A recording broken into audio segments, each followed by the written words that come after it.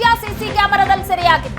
June 8ರಂದು Renukaswamy ಸ್ಕೂಟಿಯಲ್ಲಿ ಓಡಾಡಿದ್ದ. Asianet ಸುವರ್ಣ ನ್ಯೂಸ್ಗೆ Renukaswamy ಓಡಾಡಿರುವಂತಹ CCTV ದೃಶ್ಯ ಲಭ್ಯ ಆಗಿದೆ. ಜೂನ್ 8ರ ಬೆಳಗ್ಗೆ 9:48ಕ್ಕೆ ಸ್ಕೂಟಿಯಲ್ಲಿ ತೆರಳಿರ್ತಾನೆ ರೇಣುಕಾಸ್ವಾಮಿ. ಚಳ್ಳಕೆರೆ ಗೇಟ್ ಕಡೆಯಿಂದ ಅಪೋಲೋದತ್ತ ತೆರಳಿದ್ದ ದೃಶ್ಯ ಸಿಸಿ ಕ್ಯಾಮೆರಾದಲ್ಲಿ ಸೆರೆಯಾಗಿದೆ. ಜೂನ್ 8ರಂದೇ ರೇಣುಕಾಸ್ವಾಮಿಯ ಹತ್ಯೆ ನಡೆದೋಗಿದೆ. ಸ್ಕೂಟಿಯಲ್ಲಿ ಬಂದವನು ಕಿಡ್ನಾಪ್ ಮಾಡಲಾಗಿದೆ ದರ್ಶನ್ ಗ್ಯಾಂಗ್ ಇಂದ. ನಂಬಿಸಿ ಕರೆಸಿಕೊಂಡು ಕಾರ್ನಲ್ಲಿ ಕರೆದೊಯ್ದಿದ್ದಾರೆ ದರ್ಶನ್ ಗ್ಯಾಂಗ್.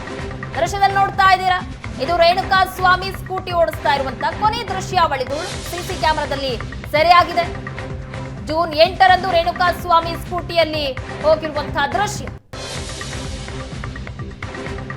ಚಳ್ಳಕೆರೆ ಗೇಟ್ ಕಡೆಯಿಂದ ಅಪೋಲೋದತ್ತ ತೆರಳುತ್ತಾ ಇದ್ದಂತಹ ದೃಶ್ಯ. ಅಪೋಲೋದಲ್ಲಿ ಕೆಲಸ ಮಾಡ್ತಾ ಇದ್ದ ರೇಣುಕಾಸ್ವಾಮಿ ಶುಕ್ರವಾರ ವೀಕ್ ಆಫ್ ಇತ್ತು, ಶನಿವಾರ ಕೆಲ್ಸಕ್ಕೆ ಅಂತ ಹೋಗ್ತಾ ಇದ್ದ.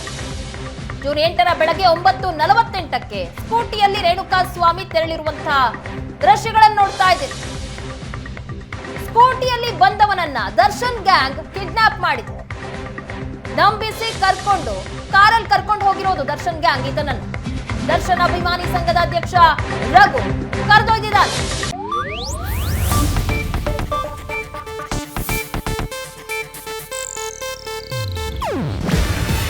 ಇದು ಏಷ್ಯಾನೆಟ್ ನ್ಯೂಸ್ ನೆಟ್ವರ್ಕ್ ಪ್ರಸ್ತುತಿ. ನೀವು ನೋಡ್ತಿದ್ದೀರಾ ಏಷ್ಯಾನೆಟ್ ಸುವರ್ಣ ನ್ಯೂಸ್.